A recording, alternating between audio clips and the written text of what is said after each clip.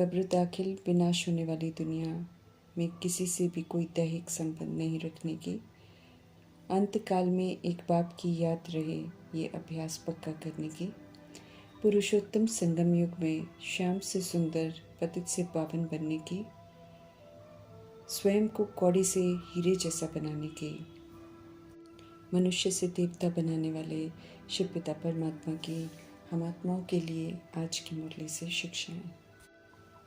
धनवान बनाने वाले परमपिता परमात्मा हमें ऐसा ज्ञान देते हैं, ऐसी श्रीमत देते हैं जिसे हम धारण कर लें, हर कदम श्रीमत प्रमाण उठा लें तो रिचेस्ट इन द वर्ल्ड बन जाते हैं। परमात्म ज्ञान प्रकाश है, अज्ञानता के अंधकार से बाहर निकालते हैं, सही और गलत की, पाप और पुण्य की यथार्थ समझ देते हैं, ज्ञान को यूज़ कर जीवन को सार्थक करने की समझ देते हैं।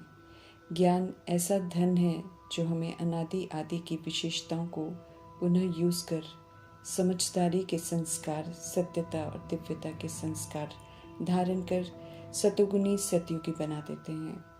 परमात्म ज्ञान लाइट है, माइट है, सोर्स ऑफ इनकम है। जब ज्ञान प्रमाण चलते हैं तो ज्ञान धन द्वारा प्रकृति के सभी साधन प्राप्त करने वाले रिचेस्ट बन जाते हैं। साधनों को प्राप्त करने की मेहनत नहीं करनी पड़ती है। आध्यात्मिक इतिहास सबूत है इसका। प्रजापिता ब्रह्मा, मातेश्वरी, दादियाँ सब ज्ञान धन से संपन्न हैं, तो प्रकृति के सभी साधन उन्हें प्राप्त थे। ज्ञान धन तब बनता है जब हम उसे जीवन में धारण करते हैं और उसी प्रमाण ज्ञानवान जीवन जीते हैं। ज्ञान रत्नों से खेलने वाले ही ज्ञान का आनंद लेते हैं। जहाँ भी ये ज्ञान धन है वहाँ प्रकृति स्वतः ही सेवा के लिए हाजिर हो जाती है। सारे साधन नेचुरल तरीके से प्राप्त हो जाते हैं, इसलिए परमात्म ज्ञान धन को सब धन का राजा माना जाता है। जहाँ ज्ञान राजा है वहाँ सारे पदार्थ स्वतः ही प्राप्त होते हैं। परमात्म ज्ञान वर्तमान में भी तो भविष्य में भी पद्मा पदमपति बनाने वाला है। परमात्म कार्य हो या कहीं भी व्यवहार में ज्ञान यूज हो तो स्वतः ही सिद्ध हो जाता है कि ये ज्ञान की शक्ति है, उसे सिद्ध करना नहीं पड़ता है। परमात्म ज्ञान धन में इतनी शक्ति होती है कि अगर हम ज्ञान को यूज़ कर उसे अपना बना लें, ज्ञानी तो आत्मा बन जाएं, तो ये अनेक जन्मों के लिए हमें राजाओं का राजा बना देता है। अर्थात वर्तमान संगम युग में ज्ञान की समझ से चलते हैं तो स्वराज्य अधिकारी बन जाते हैं। शरीर रूपी राजधानी को ईश्वरीय कायदे से चलाते हैं तो सर्व तरह की अधीनता से हम आत्माएं मुक्त हो जाती हैं। राजा बन पाठ बजाते हैं और भविष्य में अनेक जन्मों के लिए राजाओं का राजा बन जाते हैं। ये ज्ञान धन है, इससे हम प्रकाश स्वरूप, शक्ति स्वरूप और धनवान पद्मा पदमपति बन जाते हैं। परमात्म ज्ञान हमें बेदाग हीरा बनाता है, 16 कला संपूर्ण बनाता है, संपूर्ण निर्विकारी सर्वगुण संपन्न बनाता है, मर्यादा पुरुषोत्तम संपूर्ण अहिंसक बना देता है, जिससे आत्मा चरित्र से धनवान बन जाती है और फिर प्रकृति उसकी दासी बन जाती है। ऐसे ज्ञान धन की वैल्यू को समझकर ज्ञान सागर परमपिता परमात्मा वरदाता के रूप में वरदान देते हैं कि पद्मा पदमपति बनो, ज्ञान को यूज करो। उमंग उत्साह से भरपूर करने वाले, सदा सकारात्मक, सदा समर्थ, सर्वशक्तिमान हमारे परमपिता परमात्मा हम आत्मा को समझ देते हैं कि सदा ये रूहानी नशा इमर्ज करो कि हम कल्प कल्प के विजयी हैं। तो कभी भी माया के अधीन नहीं होंगे, माया रूपी कमी कमजोरियों को यूज़ नहीं करेंगे और सहज ही माया जीत बन जाएंगे। हमारा संगमयुगी ब्राह्मण जीवन देवताओं से भी उत्तम है, क्योंकि भगवान के साथ का जीवन है। अभी हम उन्हें और खुद को और ड्रामा को यथार्थ जानते हैं, अभी हम आस्तिक बनते हैं। संगमयुगी ईश्वरीय परिवार, विशेष परिवार, इसमें स्वयं परमपिता परमात्मा बाप बन हम आत्माओं की पालना करते हैं, हमें संभालते हैं, टीचर बनकर हमें पढ़ाते हैं, शिक्षित करते हैं, सद्गुरु बनकर श्रेष्ठ मत देकर कांटे से फूल बनाते हैं, फिर अपने संग लेकर जाते हैं। ऐसा ईश्वरीय परिवार फिर पूरा कल्प नहीं मिलता है।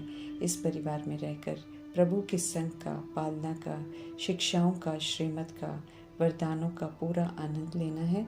सब तरफ से बुद्धि का योग हटाकर बेहद का सन्यासी बन देह सहित देह के सारे विस्तार से, देह की दुनिया से डिटैच होकर एक परमात्मा को सर्व संबंधी बनाकर उनके संग का पूरा लाभ लेना है।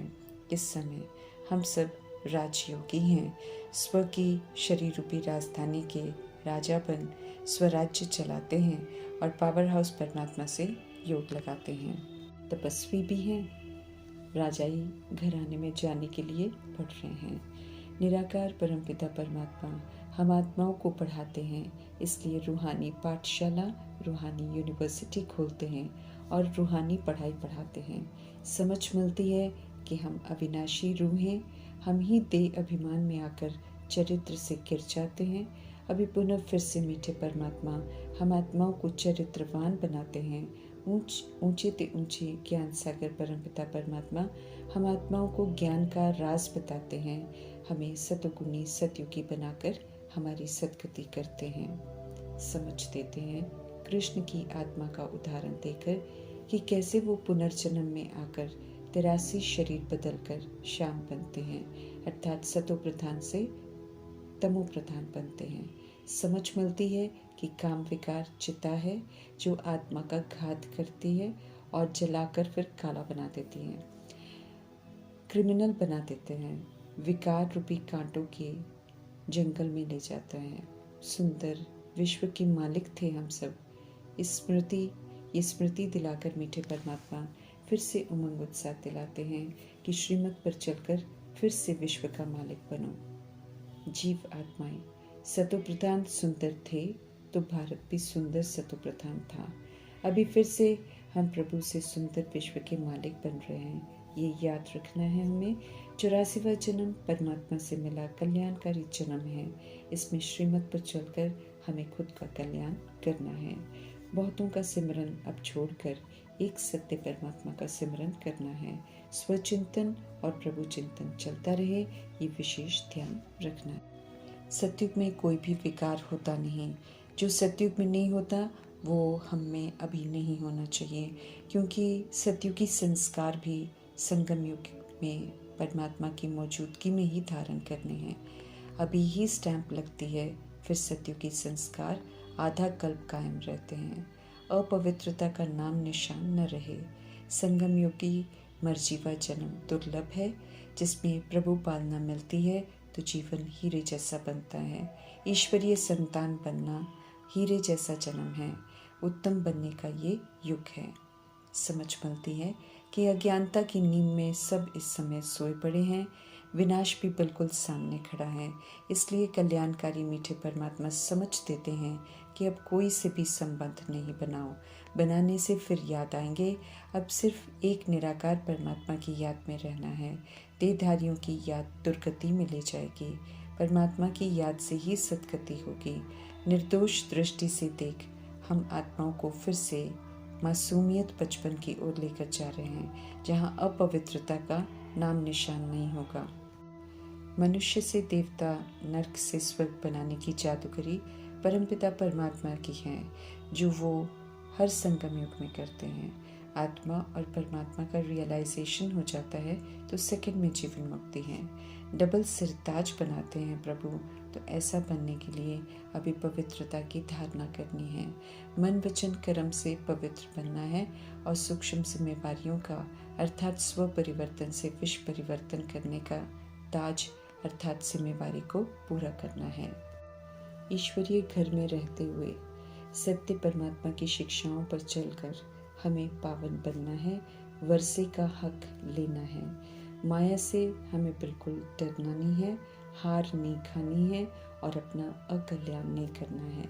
समझ देते हैं मीठे परमात्मा कि रोल चाहे कोई भी हो, किसी का दैहिक बंधन चाहे कोई भी हो, इस समय भले कोई संबंध में बच्चा हो, संतान हो, उसे भी यही समझाना है कि वो अपने को आत्मा समझे और सत्य परमात्मा को याद करे, तो पाप कट जाएंगे।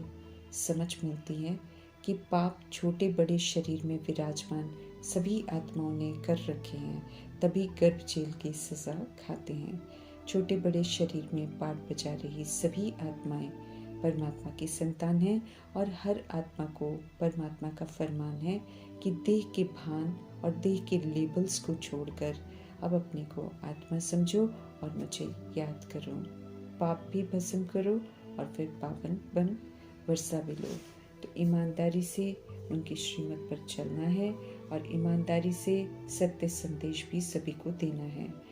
रिश्तों को अपनी मोह के बंधन में बांधकर सत्य से दूर नहीं रखना है।